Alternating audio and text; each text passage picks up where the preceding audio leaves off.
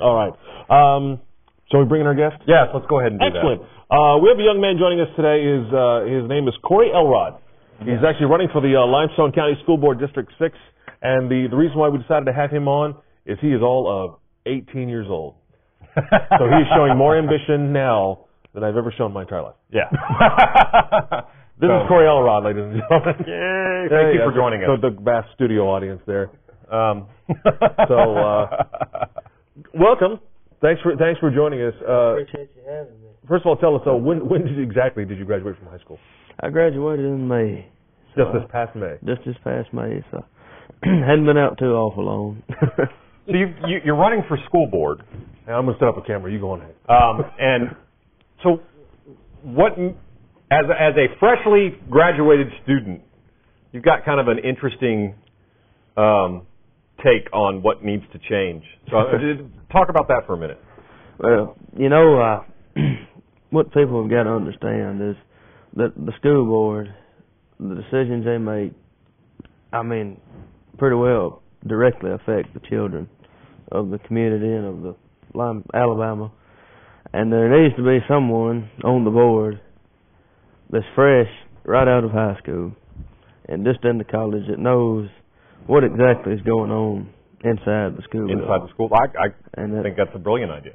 And I'll agree there needs to be some older, more experienced people on the board, but there still needs to be some younger insight to what needs to change. Now, you're running up against who? Anthony Hilliard. Now, is the school board race based upon I'm sorry, excuse my ignorance of Limestone County school board politics, but is it nonpartisan or is it political parties? It's political parties. And you're both in the same, or you're not? We're both Republican. Both Republican. Okay. So you don't know who the Democratic challenger is quite yet. As of right now, as far as I know, there's not one. Okay. Just yet. So. Okay. So you actually you're going to have to go through the process for primary primary, and then unless something changes, that'll be the okay. end of it. The interesting thing about Mr. Hilliard, though, that I found is that you guys are like neighbors. We live about 4 or 5 houses down from each other. You know his kids, is that right? I went to school for a while with his oldest daughter. Okay. And he still has one in high school. And so we know each other fairly well. So is it that you disagree? Is this more of you want to get involved in your community, or is there something that you actually disagree with what's going on with the school board? Well, I started college this past semester, right. Just finished one semester. And not just me, but other kids, I don't think we're prepared socially, but not really academically for college. And there needs to be, especially reading comprehension, there needs to be more, in my opinion, emphasis put on it, because, that's a big part of school is being understand what you're reading. And especially at the college level, where they turn you loose and say, read these 7 chapters, we're going to talk about it tomorrow. Then you've got to, if you can't grasp those 7 chapters and what's important out of them, you're going to be kind of falling behind from day one. You hit it right on the head. If you can't understand what you're supposed to be learning, then that needs to. Like I say, I don't necessarily disagree with anything they've done, but there just needs to be some younger input on the entire.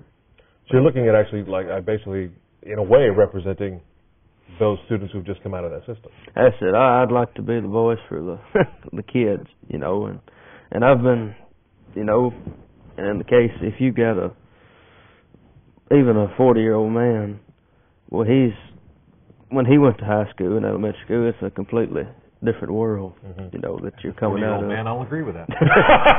Yeah. And as a nearly 40-year-old man, I'll second it. And there's kids tell their parents things, but they're not going to tell what all they're having trouble with and what all's really going on behind closed doors.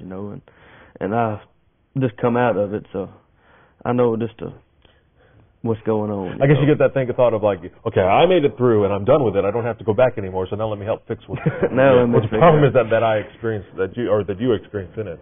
How did you get this idea? Well, it just sort of. I was thinking. Well, I was actually sitting in college, and I just thought to myself,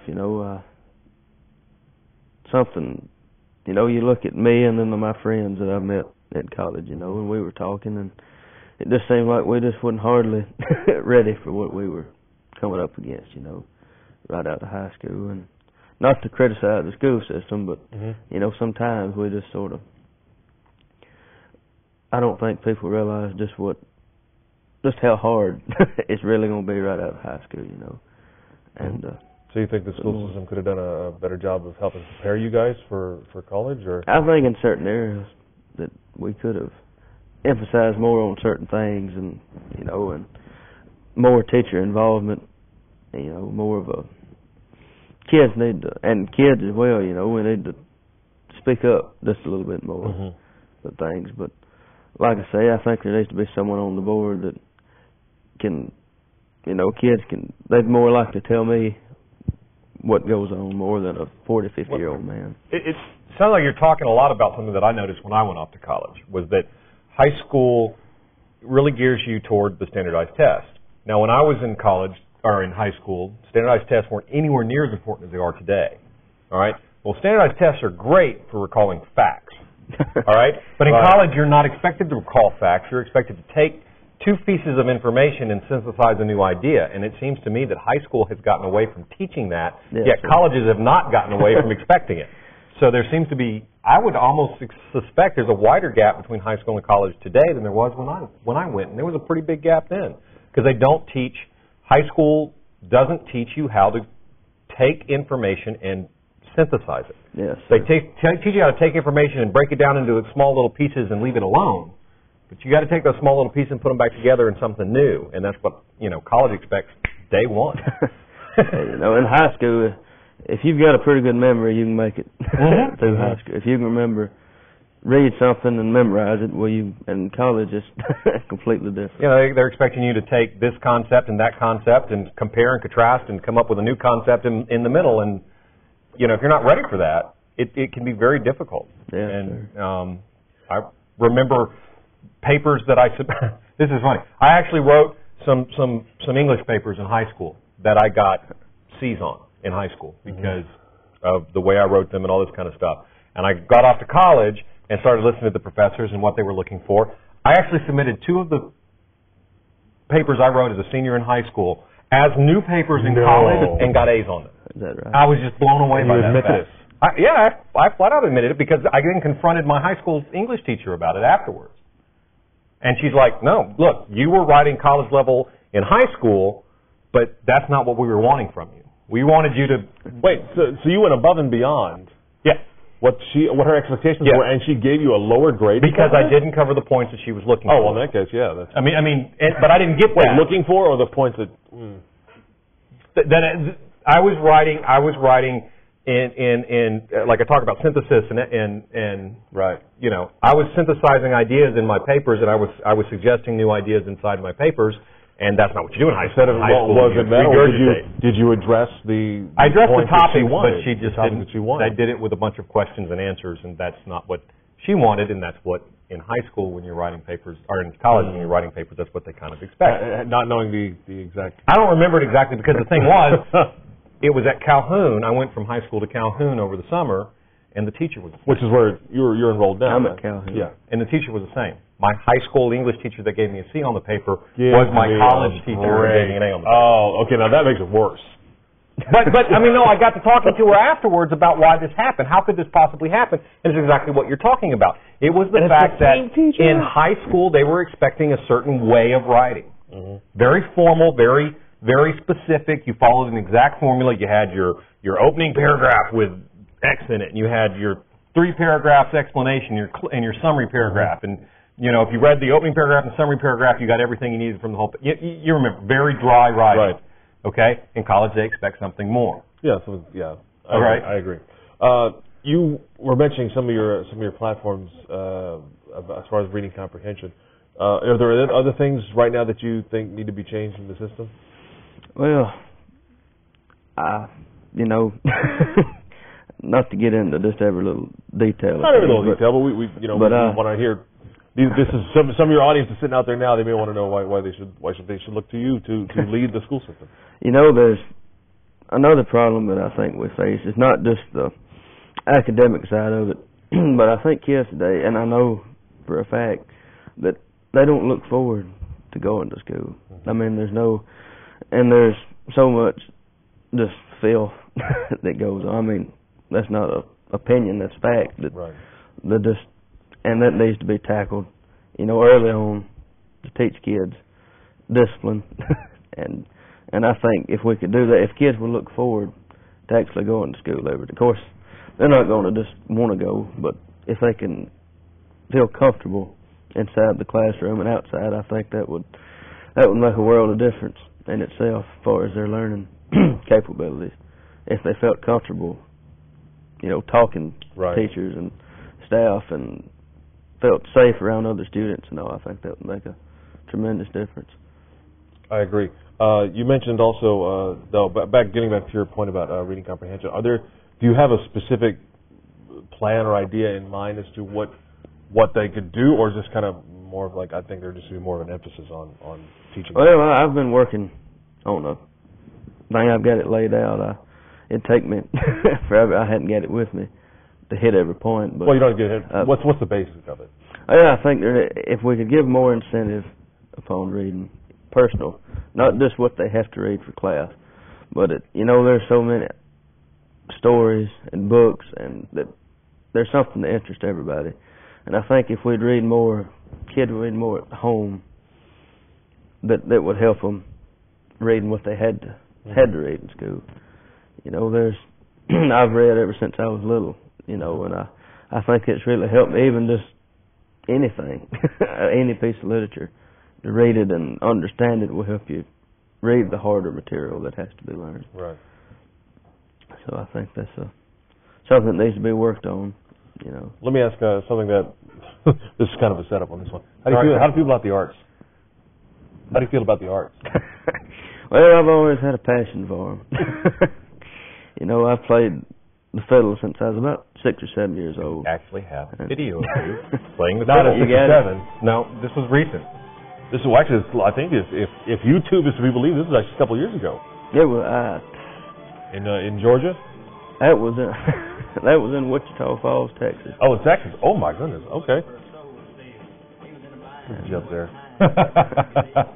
So you're a semi-professional fiddle player. We recorded 2 albums. Oh wow. Let me retract that. Then you're a professional fiddle player. But no, I play with Tony Douglas out of Athens, Texas, and he's 82 now and still going strong. Wow. So he actually has got a song in the country charts right now. Oh really? And he'll be the oldest man in country music history to have a song in the country charts. And but he was real big throughout the 60s and 70s. And so if budget cuts being what they are, I guess then the arts is in the first place you'd look at maybe having to cut things, or is that the kind of thing? Now let me ask you: did you learn that from your folks at home, or is this something you learned in school about music? Well, really from home. I took from Daniel Cartwile fiddle lessons for a while, and he moved off to Tennessee, and me and Daddy really worked on. Me and him learned together. Oh, your dad play too? He plays some. He was more of a teacher than he was a player. Okay. Now that you bring them up, let me ask you: how do your folks feel about this? They were supportive of it. I don't mean of the fiddle playing. I mean of you actually running. Oh, I know. Yeah, they've always supported me in anything I wanted to.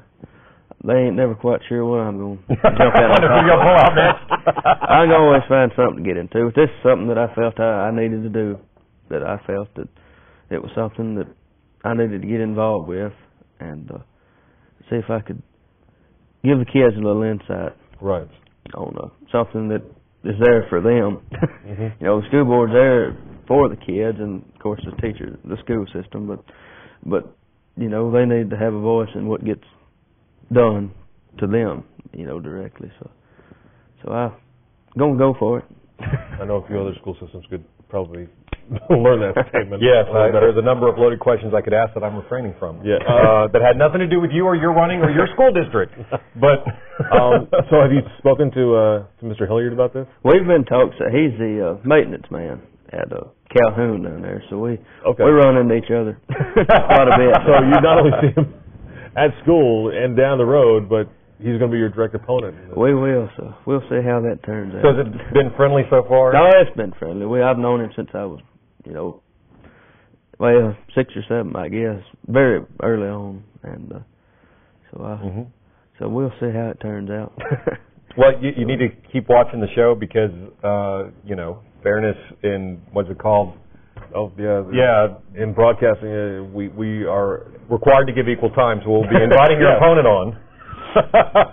Well, but he seems like a pretty nice guy. No, he's a nice man. So and truthfully, one of the things I'm going to ask him, all right, is if the best case scenario for him happens, I really like the fact that you want to have some young people with input on the school board, and I'm gonna frankly challenge him that if he wins, that he brings in someone like you, regular, to come talk to the school board about what's going on inside the schools. I mean, because that's the smartest thing I've heard in a long time, and it's something that a lot of school boards are not doing, is that they're ignoring the students and ignoring the teachers, and they're just running it like a business now. It seems like that's the big catchphrase, is you got to start running these school systems like a business. Well, you know what?